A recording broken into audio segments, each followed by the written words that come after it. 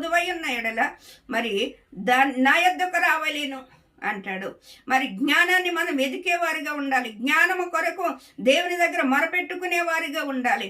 నువ్వు ప్రకృతి సంబంధమైన దెయ్యముల జ్ఞానముతో నిండి ఉన్నావా, లేతే పర సంబంధమైన పరలోకము నుండి వచ్చే దేవుని జ్ఞానముతో నిండి ఉన్నావా?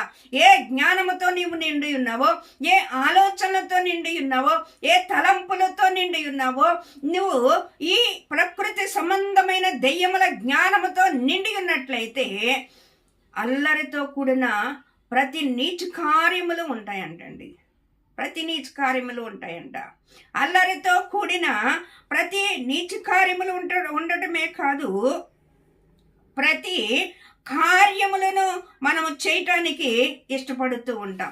ఎందుకంటే ఈ దెయ్యముల జ్ఞానముతో నింపబడిన ప్రతి మనిషి కూడా ఈ లోకపరంగా మనం చూసుకుంటుంటే